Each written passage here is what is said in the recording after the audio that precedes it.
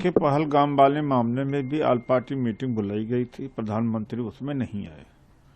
काश आए होते तो और चीजों को प्रिवेंट किया जा सकता है। प्रधानमंत्री जी बहुत ही लाइटली लेते हैं। अब देखिए, जैसे कि लाल किला पर ब्लास्ट हुआ तो उनको देश में रहना चाहिए, वो भूटान चले गए और भूटान जाके कहते हैं कि भारी मन से आया, वहां खिलखिला रहे हैं। कौन सा भूटान की विजिट इतनी इम्पोर्टेंट है? 10-5 दिन के बाद हो सकता है। तो प्रधानमंत्री में गंभीरता की कमी है और गृह मंत्री का भी क्या पूछना, दोनों का वही हालत है। वो बिहार बैठे हुए थे, अगर पहले से इंटेलिजेंस इनपुट गैदर किया होता तो शायद ये घटना न होती।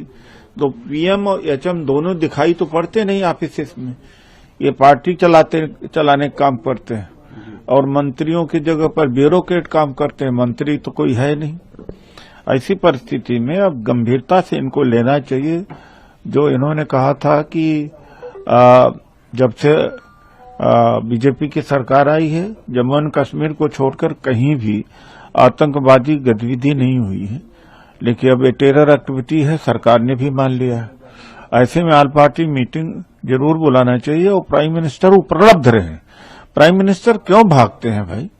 जब देश की सिक्योरिटी का मामला आता है या और भी जो महत्वपूर्ण मुद्दे होते हैं, उनके लिए विदेश यात्रा इम्पोर्टेंट है, उनके लिए चुनाव प्रचार इम्पोर्टेंट है, देश की सुरक्षा इम्पोर्टेंट नहीं। तो कांग्रेस पार्टी ने जो मांग किया है उस पर विचार किया जाना चाहिए। और दूसरी बात है कि डेमोक्रेसी खत्मा का एक और चीजें अब सामने आती जा रही हैं कि पार्लियामेंट का सेशन बहुत छोटा होता जा रहा, उसमें भी डिसरप्शन, एडजर्नमेंट, बायकॉट।